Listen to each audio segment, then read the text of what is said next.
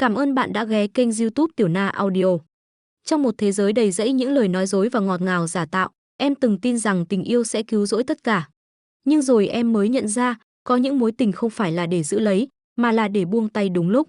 Anh, người đã từng là cả bầu trời của em, cuối cùng cũng chỉ là một đoạn ký ức bút giá, khiến em phải học cách bước qua những ngày tháng cô đơn và tự do. Có những yêu thương, chẳng cần níu kéo, cũng không thể quay trở lại.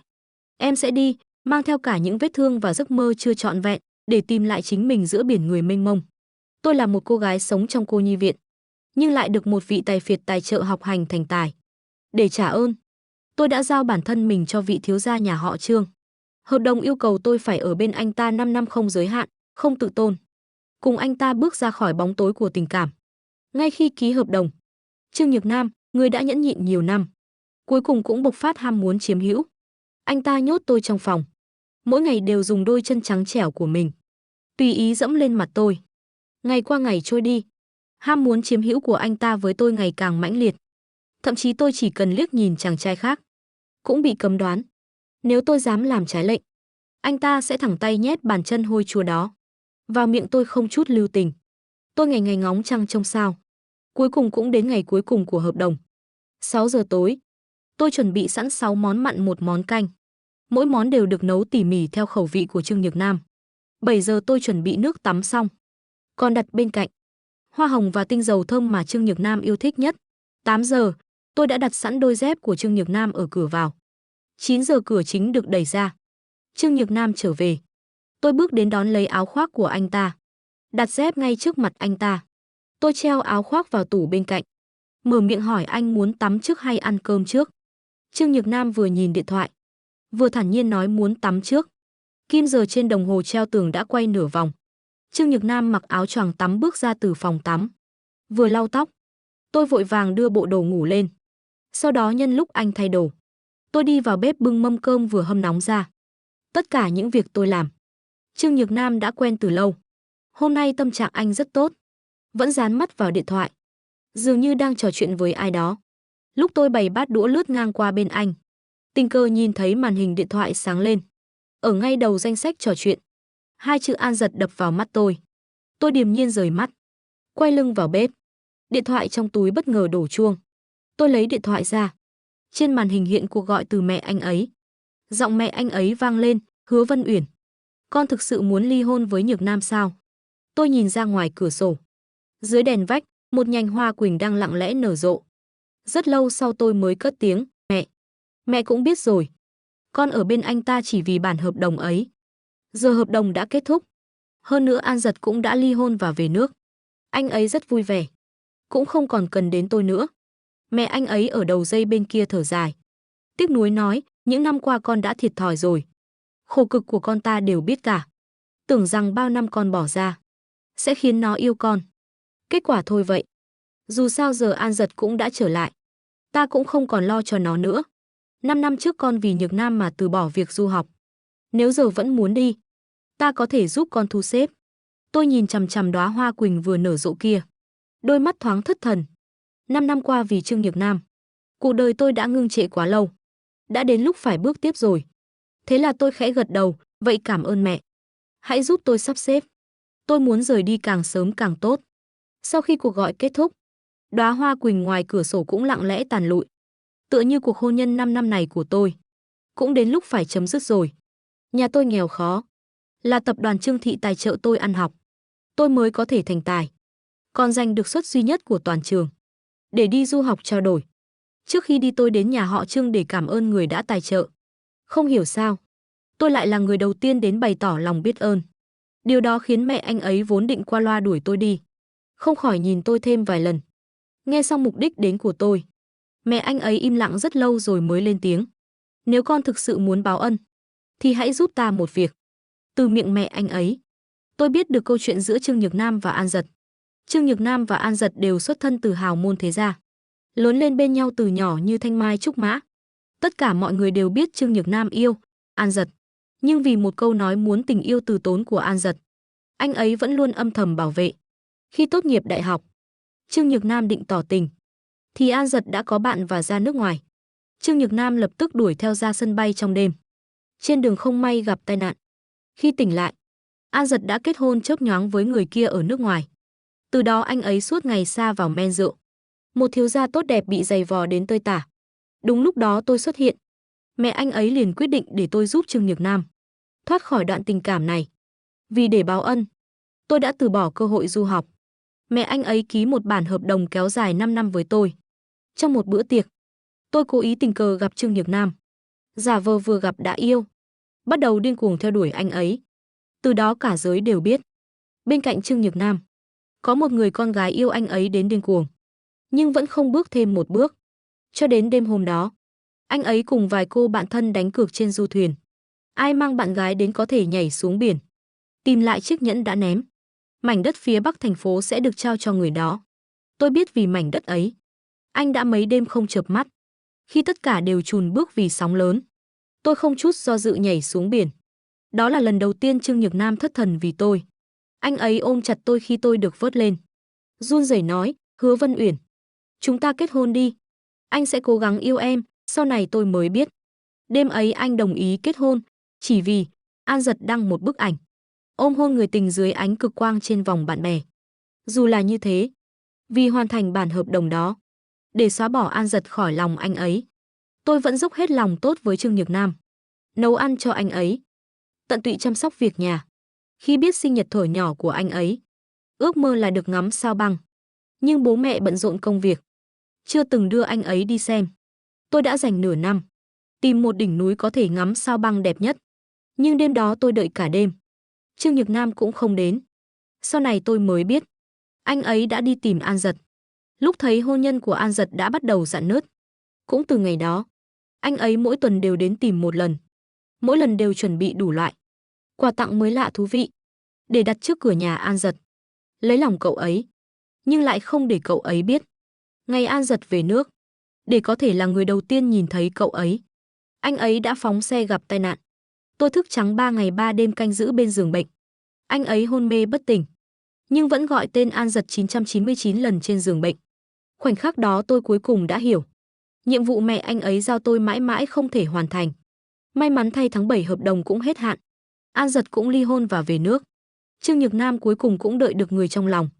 Còn tôi cũng đến lúc phải rời đi. Từ nay về sau, chúng tôi đều có thể bắt đầu cuộc sống mới. Cậu đang gọi cho ai vậy? Thấy tôi mãi chưa ra ngoài, Trương Nhược Nam đứng dậy vào bếp tìm tôi. Lại thấy tôi đứng đó ngẩn người nhìn điện thoại. Tôi lúc này mới bừng tỉnh. Bình thản nói, không có gì cả. Đêm khuya vắng lặng. Nghe tiếng thở nhẹ bên cạnh của Trương Nhược Nam. Tôi mở mắt nhìn trần nhà. Cả đêm không ngủ. Sáng sớm hôm sau, nhìn bữa sáng kiểu Tây trên bàn, Trương Nhược Nam không khỏi cau mày. Cậu biết là tôi không thích đồ Tây mà. Hôm nay sao lại làm những món này? Tôi cụp mắt cầm nĩa, xiên một miếng bò bít tết đưa vào miệng nhai chậm rãi. Trong tủ lạnh chỉ còn những thứ này thôi. Thực ra không phải vậy. Chỉ là tôi muốn chuẩn bị cho việc đi du học, nên nghĩ đến chuyện tập thích khẩu vị trước. May mà người phụ nữ đối diện không nghĩ ngợi gì nhiều. Đặt điện thoại xuống bàn, ánh mắt vẫn dõi theo màn hình, dường như đang chờ đợi tin nhắn của ai đó. Không cần hỏi tôi cũng biết anh đang đợi ai. Bỗng điện thoại rung lên. Anh lập tức nhấc máy. Hình như An Giật gửi gì đó, khiến anh vô cùng vui vẻ. Khóe môi xưa nay luôn lạnh lùng cũng hơi nhếch lên. Tôi lặng lẽ nhìn anh một lát, mới lấy ra bản hợp đồng ly hôn đã chuẩn bị từ lâu. Từ lúc ký hợp đồng ấy, tôi đã chuẩn bị cho ngày này. Giờ đây cuối cùng tôi cũng được giải thoát rồi. Trương Nhược Nam, chúng ta ly hôn đi. Tôi điềm nhiên mở miệng, giọng điệu bình thản như đang nói chuyện thời tiết. Trương Nhược Nam, tâm trí hoàn toàn đắm chìm trong đoạn trò chuyện với An Giật, cũng không nghe rõ tôi nói gì, chỉ ậm ừ cho qua. Tôi hoàn toàn không bất ngờ, bởi vì suốt 5 năm qua anh ấy luôn như thế với tôi. Lúc gần lúc xa. Giờ An Giật đã về nước. Anh ấy thậm chí đến chút chú ý cuối cùng cũng rút lại khỏi tôi. Tôi lật đến trang cuối của bản hợp đồng, cùng cây bút đưa đến trước mặt anh. Chỉ vào chỗ ký tên, ký ở đây đi. Anh bận trò chuyện, cũng không nhìn, một tay cầm bút, ký tên vào nơi tôi chỉ. Tay còn lại vẫn gõ chữ trên điện thoại. Tôi cất kỹ bản thỏa thuận. Chờ sau 1 tháng thời gian tĩnh tâm của Trương Nhược Nam, tôi sẽ rời đi. Trương Nhược Nam chỉ một tiếng. Sau đó đặt dao nĩa xuống rồi đứng dậy định rời đi. Nhìn bóng lưng anh ấy, cuối cùng tôi không nhịn được mà gọi lại, Trương Nhược Nam, anh có biết vừa rồi tôi đã nói gì không? Anh ấy dừng bước, Quay đầu lại nhìn tôi với vẻ không hiểu. Chẳng phải là chuyện gửi vật tư cho Viện Phúc Lợi sao? Bản hợp đồng vừa ký cũng là việc đó mà. Chuyện đó em nói mấy hôm trước rồi còn gì. Sao vậy? Tôi cười tự giễu trong lòng. Bản hợp đồng vật tư đó, tôi đã tìm anh ký từ tháng trước rồi. Quả nhiên anh ấy không để tâm đến tôi. Cũng quả nhiên chẳng nghe rõ lời tôi nói. Nhưng cũng chẳng còn quan trọng nữa. Cứ như vậy đi. Trương Nhược Nam, sau này hãy sống tốt cùng An Dật nhé. Thế nên tôi mỉm cười. Không có gì cả. Buổi chiều, tôi lái xe đi theo xe hàng chuyển vật tư. Đến Viện Phúc Lợi. Xong việc tôi đến văn phòng viện trưởng. Chào tạm biệt viện trưởng. Viện trưởng à, con sắp ra nước ngoài học tiếp rồi. Viện trưởng nghe xong rất vui mừng cho tôi. Tôi vốn là sinh viên ưu tú khoa mỹ thuật. Năm đó từ bỏ cơ hội du học bà còn tiếc nuối mãi. Hứa Vân Uyển à, vậy thì tốt quá rồi. Viện trưởng nắm tay tôi, cười tươi rạng rỡ. Nhưng rồi lại như nhớ đến chuyện gì. Gương mặt lộ vẻ buồn bã, nhưng con ra nước ngoài học. Chẳng phải sẽ xa Nhược Nam sao? Yêu xa khó lắm con à. Tôi nhìn lũ trẻ đang nô đùa ngoài xa. Khẽ lắc đầu, không phải yêu xa. Con với anh ấy đã ly hôn rồi. Viện trưởng sững người. Rồi thở dài một hơi. Quả nhiên, bà đã nhìn ra từ sớm. Cuộc hôn nhân này không thể kéo dài. Nếu anh ta thực sự yêu con, làm sao có thể suốt ngần ấy năm không đưa con về đây một lần. Ly hôn cũng tốt. Anh ta chẳng hề yêu. Viện trưởng vỗ vỗ vai tôi. An ủi chân thành. Tôi cũng mỉm cười, ôm lấy viện trưởng. Vâng ạ. Ly hôn thật sự là điều tốt. Sau khi rời Viện Phúc Lợi, tôi lặng lẽ trở về lầu. Bước vào phòng thay đồ bắt đầu thu dọn hành lý. Cũng chính lúc đó, tôi mới nhận ra mình chẳng có bao nhiêu quần áo. Chỉ có vài bộ là của mẹ Trương tặng hồi mới cưới. Còn tôi, người đã làm vợ suốt 5 năm, chưa từng được anh ấy nghĩ đến chuyện mua cho một bộ đồ. Thu dọn quần áo xong, tôi đem toàn bộ những món quà đã từng tặng Trương Nhược Nam trong những năm qua, mang hết đi bán ve chai. Những năm qua để làm anh ấy vui, tôi đã chuẩn bị rất nhiều quà sinh nhật tỉ mỉ. Nhưng anh ấy chưa từng trân trọng. Những món quà đó bị vứt sang một bên, phủ đầy bụi. Nhìn đống đồ trên xe ve chai, tôi đang định quay lại biệt thự. Phía sau bỗng vang lên tiếng còi xe. Quay đầu lại, một chiếc Maybach dừng ngay trước mặt. Một người phụ nữ mặc váy đỏ bước xuống xe. Là em chồng tôi, Trương Giao. Trương Giao nhìn xe ve chai đang rời đi lạnh lùng hừ một tiếng. Quay lại đánh giá tôi từ đầu đến chân. Quả nhiên là thứ xuất thân nhà nghèo. Ngay cả thùng giấy cũng không tha, cũng mang đi bán. Tôi chẳng buồn nhìn cô ta. Xoay người định rời đi. Gương mặt Trương Giao đang cười giễu cợt bỗng sa sầm lại. Bước tới túm lấy tôi, Hứa Vân Uyển. Cô bị điếc à? Tôi đang nói chuyện mà không nghe thấy sao? Từ khi tôi vào nhà họ Trương đến giờ tôi luôn nhún nhường, lấy lòng họ. Chưa từng lạnh nhạt với anh ta như vậy. Giờ dám như thế. Tức giận trong lồng ngực Trương Giao lập tức bốc lên. Tôi quay lại gạt tay ra. Đáy mắt thoáng hiện vẻ phiền muộn. Trương Giao từ trước đến nay không thích tôi. Cho rằng thân phận của tôi không xứng với nhà họ Trương. Suốt 5 năm hôn nhân, cô ta luôn nhằm vào tôi. Lúc thì đổ bữa sáng tôi nấu. Lúc lại dẫm bẩn quần áo tôi giặt. Giờ tôi sắp được tự do. Không muốn tiếp tục nhún nhường nữa. Trương Giao vốn định phát tác. Nhưng rồi nghĩ đến gì đó, lại bật cười nhìn tôi. Loại người như cô, bán thêm ít thùng giấy cũng tốt. Anh còn chưa biết nhỉ. Bạch Nguyệt Quang của anh tôi đã quay về rồi. Người phụ nữ chiếm ổ chim khách như cô cuối cùng cũng phải cút đi. Vừa dứt lời, một cô gái mặc sơ mi trắng bước xuống từ xe phía sau. Đây là lần đầu tiên tôi gặp An Dật. Đôi mắt đào hoa như chứa nước. Tóc đen rối bời tự nhiên xõa xuống. Làn da trắng sứ. Lại chỉ mặc một chiếc áo sơ mi trắng đơn giản. Không trang sức nào khác. Nhưng lại toát lên một khí chất kỳ lạ. 5 năm hôn nhân đầy tổn thương kia. Chẳng để lại dấu vết gì trên người cậu ấy. Bảo sao Trương Nhược Nam mãi chẳng thể quên. An Dật bước tới, kéo tay Trương Giao. Giọng nhẹ nhàng, Giao Giao đừng nói vậy, cô hứa. Cô ấy mới là chị dâu của em. Chị gì mà chị dâu? An Dật, em đã nói rõ với chị trên xe rồi. Anh em luôn thích chị. Bao năm qua vẫn luôn nhớ. Tuần nào cũng ra nước ngoài tìm chị. Những món quà đó đều là anh em mua cho chị. Chị còn không nhìn ra tấm chân tình của anh em nữa sao? Trương Giao nói xong lại ra lệnh cho tôi, ngây ra đó làm gì? Còn không mau xách hành lý của An Dật vào đi. Anh tôi đã đồng ý rồi. An Dật sẽ ở lại đây. Liếc mắt nhìn đống hành lý đó. Tôi chẳng buồn để ý mà đi thẳng vào trong. Trương Giao tức đến mức dậm chân tại chỗ. Cuối cùng vẫn là tài xế xách hành lý vào. Trương Giao vừa định tức giận gây chuyện tiếp, thì Trương Nhược Nam vội vàng từ ngoài bước vào. Ánh mắt anh ấy rơi xuống người An Dật đang ngồi trên ghế sofa. Thở phào nhẹ nhõm, rồi quay sang tôi nói. Nhà của An Dật nhiều năm không ở cần tu sửa lại, nên thời gian này sẽ ở tạm nhà chúng ta vài hôm. Tôi không nói gì. Trong sự yên lặng, An Dật tỏ ra ấm ức đứng lên. Trên mặt đầy vẻ lo lắng, Nhược Nam. Hay là tôi đi nhé? Dù sao đây cũng là nhà của hai người. Cô Hứa hình như cũng không vui. Trương Nhược Nam lập tức giơ tay ngăn lại, không cần đi đâu.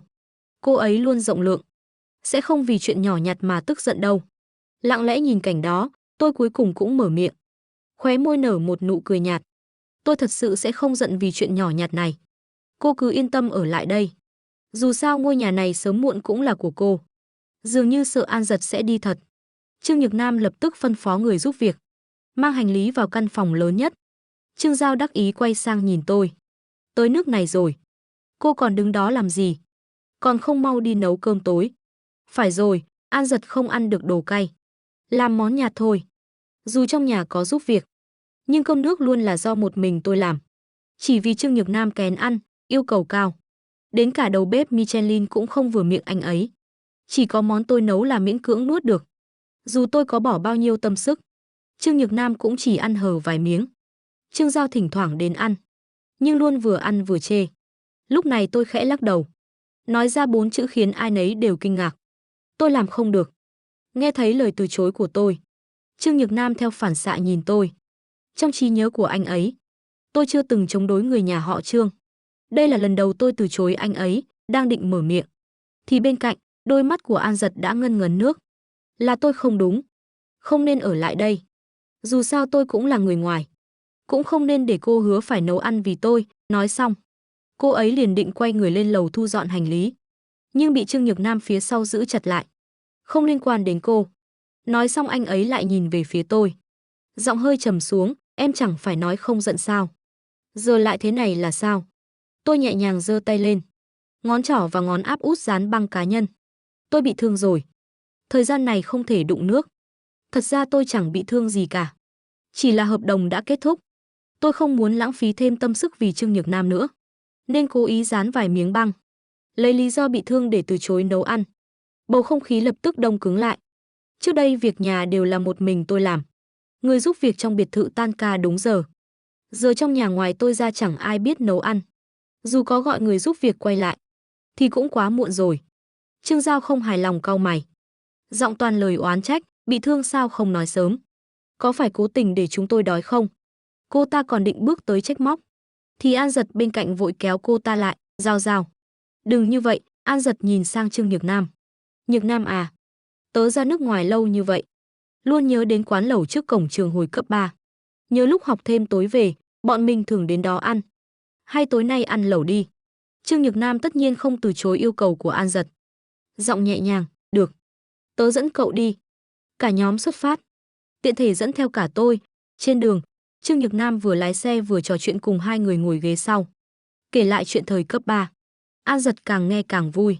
Trương Giao thỉnh thoảng cũng chen vài câu. Khi nói đến đoạn cao trào, cả ba người đều bật cười. Cười đến nửa chừng, An Dật như nhớ ra điều gì. Mỉm cười nhìn tôi ngồi ghế phụ, cô Hứa. Xin lỗi nhé, không phải chúng tôi cố ý bỏ qua cô. Chỉ là quãng ký ức đó cô không tham gia. Không chỉ ký ức đó tôi không tham gia, mà cả quãng đời sau này của họ tôi cũng sẽ không có mặt. Tôi một tiếng, âm thầm nhắm mắt lại. Trương Nhược Nam hiếm khi liếc nhìn tôi. Không hiểu sao cảm thấy tôi dường như đã thay đổi. Khi dừng xe, tôi lấy cớ đi vệ sinh. Tôi hứng đầy nước lạnh vỗ lên mặt. Ngẩng đầu nhìn mình trong gương. Ngũ quan thanh tú, làn da trắng mịn, nhưng vẫn không che được vẻ mệt mỏi giữa chân mày. Cùng là 5 năm hôn nhân, trong mắt An Dật tràn đầy sức sống. Còn tôi thì đã mỏi mệt rã rời. Chỉ cần cố thêm một chút nữa, tôi sẽ hoàn toàn tự do. Tôi tự nhủ với bản thân như thế. Quay lại phòng riêng. Ba người họ đã gọi món xong từ lâu. Nước lẩu chọn là nước trong. An Dật không ăn thịt, gọi thêm nhiều rau, ngoại trừ ngò rí. Trương Nhược Nam vừa xem thực đơn, vừa dặn dò nhân viên phục vụ. Dù đã bao năm trôi qua, anh vẫn nhớ rõ khẩu vị của An Dật. Hứa Vân Uyển, em có kiêng món gì không? 5 năm rồi đây là lần đầu anh hỏi tôi thích ăn gì. Tôi ngồi phía đối diện, rút một tờ khăn giấy lau bát đũa trước mặt. Gì cũng được, trừ hải sản. Suốt bữa lẩu, Trương Nhược Nam chỉ chú ý đến An Giật bên cạnh. Chính mình thì chẳng ăn được mấy. Chỉ mải gắp đồ cho cậu ấy. Ăn được nửa chừng. Bỗng bàn bên xảy ra tranh cãi. Sau đó ngày càng căng thẳng. Thậm chí còn ra tay đánh nhau. Các vị khách xung quanh liền xông tới can ngăn. Nhưng có một người tính khí nóng này. Đã cầm nồi lẩu nóng bỏng hắt về phía người kia. Người đó vội tránh đi. Trong làn khói nghi ngút.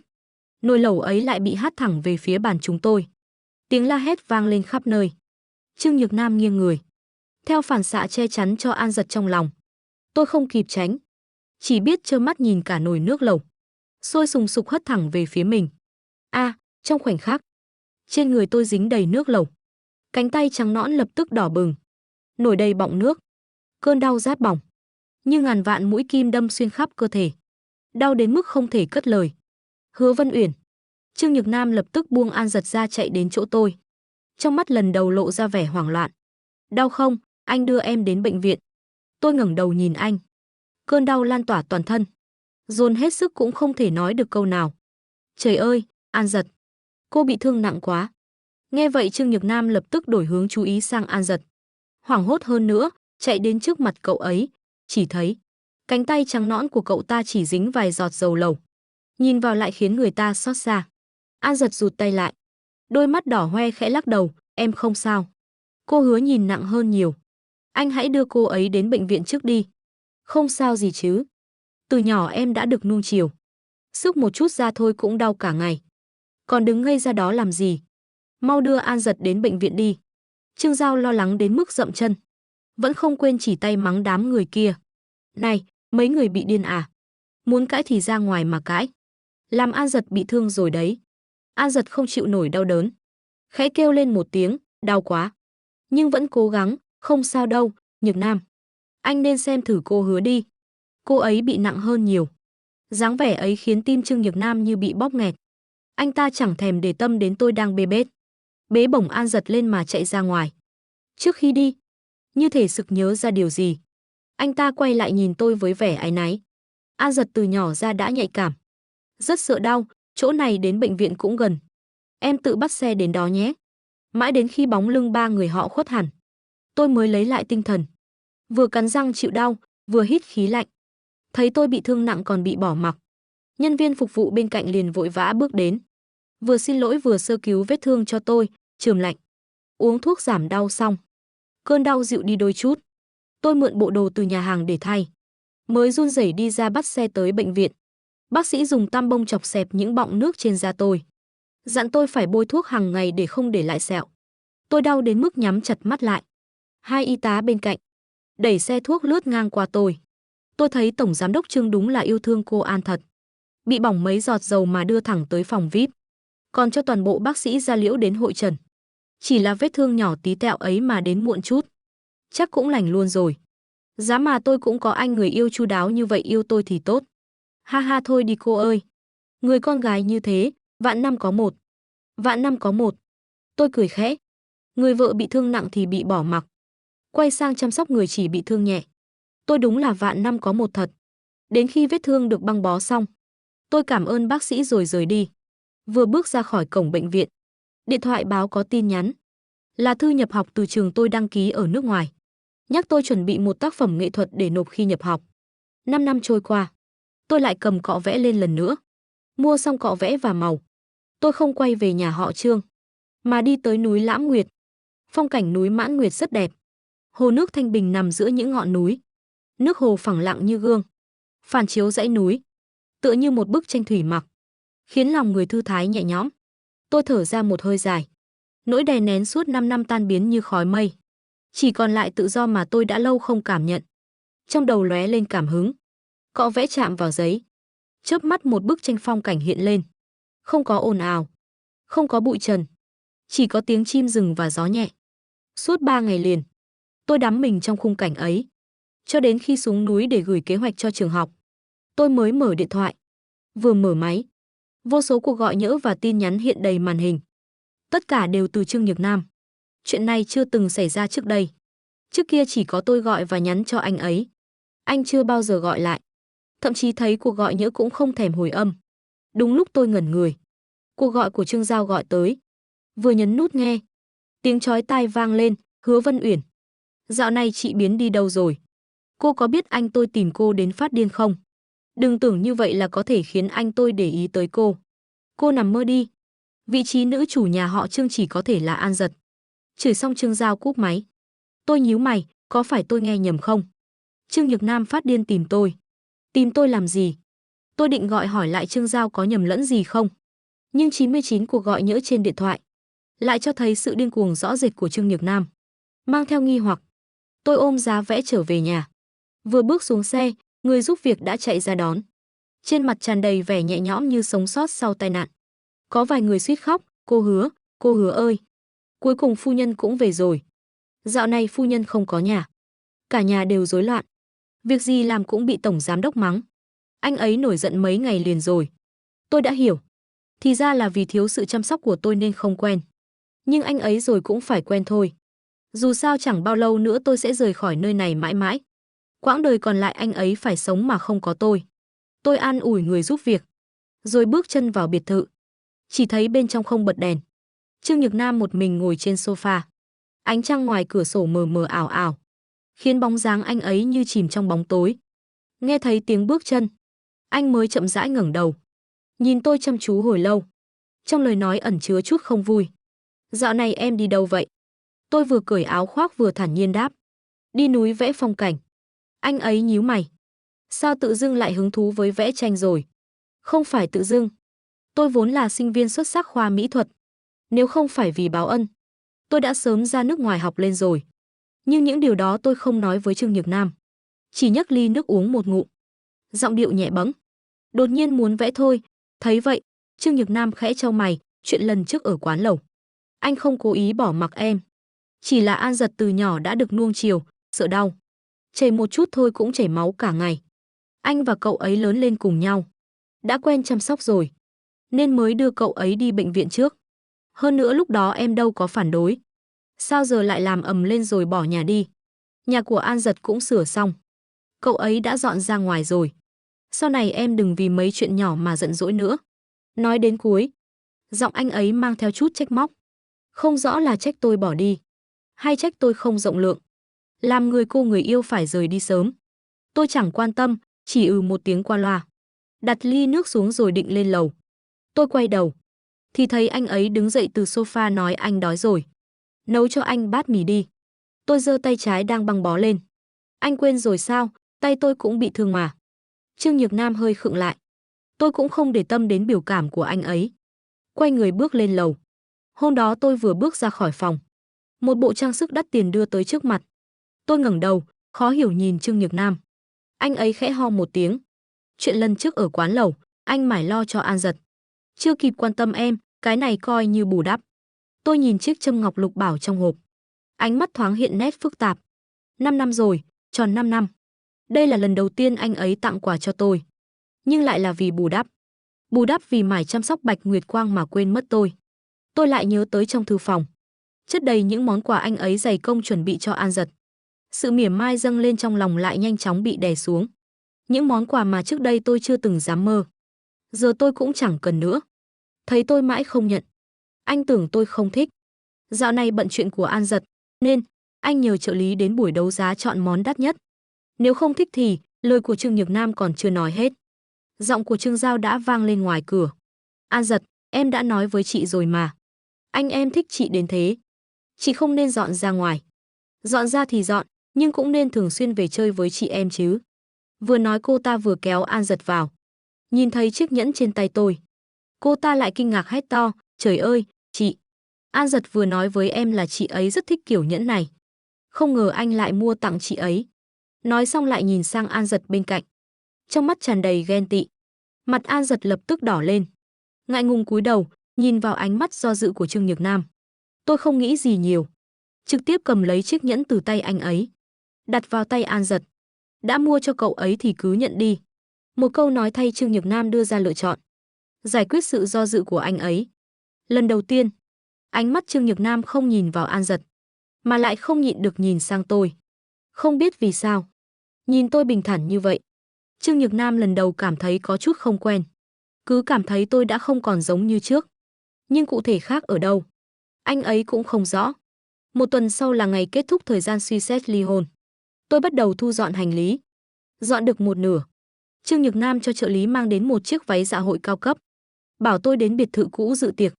Nhìn bộ lễ phục ấy, tôi bất giác thấy buồn cười. Trên danh nghĩa pháp luật, quan hệ của chúng tôi đã chấm dứt. Vậy mà Trương Nhược Nam vẫn không hay biết gì, còn bảo tôi lấy thân phận con dâu tham dự. Tôi vốn định từ chối, nhưng nghĩ đến những năm qua mẹ Trương đã chăm sóc tôi, và lại vẫn còn một số giấy tờ du học, cần phải gặp mẹ Trương, nên tôi vẫn thay lễ phục đến dự. Trong hội trường tiệc xa hoa lộng lẫy, đèn đuốc rực rỡ, tiếng chúc rượu vang khắp nơi, hương rượu tỏa ra từ những chiếc ly va chạm, lượn lờ giữa đám đông huyên náo. Ngay trung tâm đám đông, An Giật đang được một nhóm bạn vây quanh. An Giật, tổng giám đốc Trương thật sự yêu cậu lắm đấy. Phải đấy, chiếc nhẫn trên tay cậu chính là món vừa được mua về từ phiên đấu giá Sotheby's, hàng giới hạn toàn cầu, biểu tượng cho tình yêu độc nhất vô nhị trên thế giới này. Sớm đã nghe nói có một vị tài phiệt thần bí, không tiếc tiền mua nó về. Không ngờ lại là tổng giám đốc Trương. Không ngờ nhiều năm như vậy rồi, tổng giám đốc Trương vẫn không thể quên cậu. Tôi nhớ hồi còn đi học, ngày nào anh ấy cũng đưa đón cậu. Mấy món thạch trái cây và sô-cô-la trong ngăn bàn của cậu đều là do anh ấy lén đặt vào. Còn nhớ có lần hai người cãi nhau, cậu không nói chuyện với anh ấy mấy ngày. Anh ấy vì dỗ cậu mà hỏi đủ người xin ý kiến. Có lần còn tìm đến tôi, chật chật, lúc đó anh ấy trông thế nào cậu có biết không? Mắt đầy tơ máu, tựa như sắp mất mạng đến nơi. Trên đời này e là chẳng ai yêu cậu hơn tổng giám đốc Trương đâu. Biết cậu vội kết hôn với người khác, anh ấy suy sụp đến mức không thể gượng dậy. Sau lại biết cậu sống không vui ở nước ngoài, tuần nào anh ấy cũng bay sang đó lén gặp cậu, mua quà cho cậu, tìm cách khiến cậu vui. Giờ cậu cũng đã ly hôn rồi. Tôi thấy anh ấy chẳng yêu người kia mấy. Hiện tại cô gái đó sẽ không sánh bằng cậu. Hay là hai người ở bên nhau đi. Phải đấy, phải đấy. Ở bên nhau đi, trong tiếng reo hò rộn ràng. Tôi chỉ lặng lẽ đứng nơi góc khuất quan sát cảnh tượng ấy. Nghe người khác hò hét, kể về chuyện người chồng của tôi từng yêu một người khác đến nhường nào. Hứa Vân Uyển, một giọng nói vang lên sau lưng kéo tôi trở về thực tại. Tôi quay đầu nhìn người đến, định gọi một tiếng mẹ, nhưng nghĩ đến điều gì đó lại đổi giọng, cung kính gọi một tiếng bác gái. Nghe thấy cách xưng hô ấy, mẹ Trương thở dài một tiếng nhưng không nói gì, chỉ đưa cho tôi toàn bộ giấy tờ cần thiết để đi du học. Hứa Vân Uyển, mọi thứ con cần để ra nước ngoài, ta đều chuẩn bị xong cả rồi. Bên đó khai giảng sớm, nên ta đã đặt vé máy bay cho con rồi. 3 tiếng nữa là cất cánh. Còn gì cần ta giúp nữa không? Tôi nhìn xấp giấy tờ trong tay, trong lòng như chút được gánh nặng. Chỉ cần nghĩ đến việc sắp được tự do và bắt đầu cuộc sống mới, tay tôi lại không ngừng run lên. Tôi hít sâu một hơi, ép bản thân bình tĩnh lại, cất giấy tờ vào túi, khẽ lắc đầu, cảm ơn bác gái vì đã giúp con chuẩn bị mọi thứ. Tôi đã rất cảm ơn rồi. Ngập ngừng một lúc, tôi lại nhớ ra điều gì. Thành thật mà nói, tôi chỉ có một yêu cầu nhỏ. Nếu sau này Trương Nhược Nam biết tất cả, hỏi đến tung tích của tôi, xin bác nhất định phải nói là không biết. Tôi và Trương Nhược Nam, kiếp này vẫn là đừng gặp lại nữa thì hơn. Hứa Vân Uyển, mẹ Trương kinh ngạc nhìn tôi. Chẳng lẽ con chưa nói với nó chuyện con rời đi sao? Nói gì chứ? Nói rằng năm xưa tôi tiếp cận anh ta là có mục đích. Hay nói rằng suốt 5 năm qua tôi điên cuồng đối xử tốt với anh ta. Không phải vì yêu, mà chỉ là để báo ân. Chỉ là nghe theo chỉ thị của mẹ anh ấy. Muốn anh ấy quên đi An Giật, thoát ra khỏi đoạn tình cảm thất bại ấy. Hay là nói tôi muốn ly hôn và ra nước ngoài, rồi vĩnh viễn không trở lại. Nói ra thì được gì chứ? Bạch Nguyệt Quang của anh ta đã trở về. Dù tôi có rời đi, anh ta chắc cũng chẳng bận tâm đâu. Tôi cười nhẹ, không cần thiết nữa rồi. Tôi chỉ muốn rời đi càng sớm càng tốt. Không muốn lại sinh thêm chuyện. Rời đi gì cơ? Một giọng nam đột ngột vang lên phía sau chúng tôi. Tôi quay đầu lại, liền chạm vào ánh mắt sâu thẳm của Trương Nhược Nam. Tim tôi khẽ run lên. Mím môi định giải thích điều gì đó, lại không chắc anh ấy đã nghe được bao nhiêu. May mà mẹ Trương vội vàng làm dịu bầu không khí. Không có gì đâu. Sao con lại đến đây? Trương Nhược Nam cũng không hỏi thêm, chỉ liếc nhìn chiếc bánh kem trên bàn. Tới lượt mẹ lên cắt bánh rồi. Mẹ Trương xoa trán. Từ chối, mẹ hơi khó chịu trong người. Chiếc bánh đó để hai đứa lên cắt đi. Nói xong cũng không nhìn chúng tôi nữa. Gọi người giúp việc đỡ bà lên lầu. Tiễn mẹ Trương lên lầu xong, Trương Nhược Nam chìa tay về phía tôi, đi thôi. Lên cắt bánh nào. Tôi lắc đầu. Giơ tay trái bị thương lên, không được. Vết thương còn chưa lành. Anh đi cùng An Giật đi. Ánh mắt anh ấy thoáng qua một tia kinh ngạc. Dường như không hiểu tại sao tôi lại nói vậy. Cứ như có thứ gì đó đã thoát khỏi sự kiểm soát của anh ấy. Tại sao lại bảo anh đi cùng cậu ấy? Lúc này người không hiểu lại là tôi. Tại sao? Không phải bao năm nay, mỗi lần có chuyện, anh đều bỏ tôi lại đi tìm An Giật sao? Nay tôi chủ động tạo cơ hội cho anh. Vậy mà anh lại trông như không thể tin nổi. Sao vậy chứ? Tôi mỉm cười, vì hai người thân nhau mà. Cắt bánh thôi mà. Không có gì đâu. Thấy tôi cười nhẹ. Thật sự chẳng giống người đang giận. Dù vẫn còn nghi ngờ, anh ấy cũng không nói thêm gì. Bước thẳng đến chỗ An Giật. Cúi người thì thầm bên tai cậu ấy vài câu. An Giật đỏ mặt, nhưng vẫn gật đầu. Khoác tay anh ấy bước lên sân khấu. Cùng nhau nắm tay cắt bánh kem. Trong tiếng nhạc piano du dương, hai người họ kề vai thân thiết. Không giống đang cắt bánh sinh nhật bình thường nữa, mà giống đang cắt bánh cưới. Tiệc diễn ra được nửa. Một số trưởng bối vì sức khỏe nên rời tiệc sớm. Chỉ còn lại nhóm hậu bối. Mà những người trẻ ấy, lớn lên cùng Trương Nhược Nam và An Giật, biết rõ chuyện giữa hai người họ. Giờ thấy hai người như vậy, cả đám liền vỗ tay vang dội. Thậm chí có vài kẻ nhiều chuyện còn hô to, hôn đi, hôn đi. Làm An Giật đỏ mặt đến tận mang tai. Vành tai Trương Nhược Nam cũng hơi ửng đỏ. Anh không hôn An Giật, nhưng cũng không ngăn cản đám người kia reo hò. Tôi không bận tâm. Lặng lẽ lấy điện thoại. Tính toán thời gian mình cần rời đi. Vé máy bay cất cánh sau 3 tiếng nữa. Vậy thì tôi phải đi ngay bây giờ. Thế nhưng dáng vẻ lặng lẽ của tôi lại rơi vào mắt người khác thành đau lòng. Rất nhanh, dưới sự dẫn đầu của Trương Giao, một nhóm tiểu thư công tử cười khinh khỉnh tiến về phía tôi. Đến lúc tôi ngẩng đầu lên, đã bị bao vây bởi một đám người. Trương Giao mỉm cười nhìn tôi, Hứa Vân Uyển. Cô và anh tôi kết hôn bao năm thì sao chứ? Cũng chỉ có thể đứng lẻ loi ở đây. Nhìn anh tôi và An Giật ân ái. Tôi đã nói từ lâu rồi. Anh tôi thích là An Giật. Ở bên cô chẳng qua chỉ là để chữa lành vết thương lòng. Nếu biết điều, đáng lẽ cô phải cút sớm rồi mới đúng. Mặt dày như vậy. Còn níu kéo chị tôi làm gì? Tôi đang vội về thu xếp hành lý. Lười đôi co với đám người này. Quay lưng bỏ đi.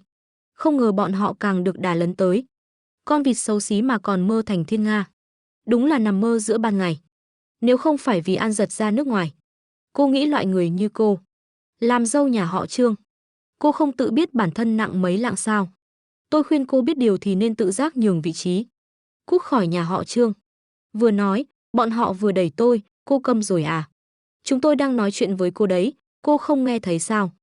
Thấy tôi mãi không lên tiếng, một tên tính khí nóng nảy trong đám cuối cùng cũng mất kiên nhẫn, bất ngờ đẩy mạnh tôi về phía sau. Dầm một tiếng lớn vang lên, cả người tôi ngã mạnh về phía sau, đập thẳng vào tòa tháp ly sâm panh cao ngất phía sau. Ly rượu vỡ tan thành từng mảnh, rượu trắng hòa lẫn với máu đỏ. Nhìn mà giật mình. Chỉ trong khoảnh khắc, ánh mắt cả hội trường đều đổ dồn về phía tôi. Trên sân khấu, Trương Nhược Nam nhìn thấy cảnh tượng đó, đồng tử co rút mạnh, lập tức buông tay An Giật, nhanh chóng chạy về phía tôi. Nhìn tôi toàn thân bê bết máu ngã trên mặt đất, mắt Trương Nhược Nam đầy phẫn nộ. Anh ta vội vàng ngồi xuống đỡ tôi dậy, vừa bảo người gọi bác sĩ riêng ngay lập tức, vừa ngẩng đầu lên lạnh giọng hỏi, ai làm? Đám người xung quanh sợ đến nỗi không dám thở mạnh. Sắc mặt Trương Nhược Nam u ám đến đáng sợ. Đang định nói tiếp, thì vệ sĩ bất ngờ chạy tới, Trương tổng. Cô An đột nhiên nói bị đau dạ dày dữ dội. Anh mau qua đó xem đi. Trương Nhược Nam không buông tôi ra, chỉ nhíu mày hơi sâu, nghiêm trọng không? Vệ sĩ sốt ruột, cô An đau đến mức lăn lộn rồi. Lần này, Trương Nhược Nam do dự. Anh ấy nhìn tôi. Trên gương mặt thoáng qua nét ngập ngừng, Hứa Vân Uyển. Tôi hiểu anh ấy định nói gì. Cố gắng thoát khỏi vòng tay anh ấy. Bình thản mở miệng, tôi biết. Từ nhỏ tôi đã được nuông chiều. Chỉ cần bị thương một chút là đau cả ngày. Anh lại quen chăm sóc tôi. Không ngờ tôi lại giành lời của anh ấy. Trương Nhược Nam mấp máy môi, nhưng không nói nên lời. Tôi đã loạng choạng đứng dậy. Tiếp tục nói, không sao đâu. Anh đi chăm sóc cậu ấy đi. Bác sĩ cũng nên đến chỗ cậu ấy trước. Tôi tự xử lý được. Không hiểu vì sao. Nhìn tôi thản nhiên như vậy, trong lòng Trương Nhược Nam đột nhiên thấy bất an. Rõ ràng trước đây tôi cũng rất rộng lượng, nhưng hôm nay bị thương nặng như vậy, lại rộng lượng đến mức lạ thường. Rộng lượng đến mức cứ như anh ấy không còn quan trọng với tôi nữa. Như thể tôi đã không còn là tôi của ngày trước. Trước đây trong mắt tôi chỉ có anh ấy. Từ khi nào tôi đã thay đổi như vậy? Trương Nhược Nam còn muốn nói thêm điều gì, nhưng không xa phía đó, tiếng hét của An Dật vang lên. Cuối cùng anh ấy không còn do dự, chỉ nhìn tôi đầy áy náy. Hứa Vân Uyển, tí nữa anh quay lại thăm em, anh sẽ bù đắp cho em. Nói xong, anh không chần chừ nữa, vội vã bỏ tôi lại mà rời đi. Nhìn anh ấy vội vàng đỡ An Dật, vừa thấp giọng dỗ dành vừa chạy ra ngoài. Khóe môi tôi nhếch lên nụ cười đầy giễu cợt. Cảnh tượng đó, trong mắt Trương Giao và đám người kia, lại trở thành dáng vẻ đau lòng bị bỏ rơi. Tưởng cô như vậy có thể khiến anh tôi động lòng thương. Kết quả cũng chỉ là bị vứt bỏ thôi. Hứa Vân Uyển, nếu cô còn chút tự trọng, thì tự rời khỏi nhà họ Trương đi. Tôi không để ý đến đám người đó. Mượn người giúp việc một căn phòng trống, tự mình bôi thuốc, rồi thay bộ quần áo khác. Sau đó tập tễnh rời khỏi buổi tiệc. Về đến biệt thự, tôi lặng lẽ lên lầu thu dọn hành lý, kéo vali xuống lầu, tiện tay đặt bản ly hôn. Đã có chữ ký của cả hai người lên bàn. Vừa mở cửa định rời đi, lại đúng lúc chạm mặt người đang vào nhà. Thấy tôi, Trương Giao lập tức mắng té tát, cô chạy đi đâu thế? Anh tôi bảo tôi mang thuốc cho cô. Không hiểu anh tôi nghĩ gì. Không ở cạnh An Dật, lại lo lắng cho chị, bắt tôi đi tìm. Tìm cô nãy giờ mới thấy. Tôi bình thản, tôi không cần. Cô giữ lại cho An Dật đi. Nói xong tôi hất tay Trương Giao chuẩn bị rời đi. Câu chuyện đã kết thúc tại đây. Cảm ơn bạn đã lắng nghe trên kênh Tiểu Na Audio, nơi mang đến những câu chuyện đầy hấp dẫn và thú vị. Hãy để lại ý kiến của bạn trong phần bình luận. Và đừng quên theo dõi kênh để cập nhật những nội dung mới nhất nhé. Chân thành cảm ơn bạn.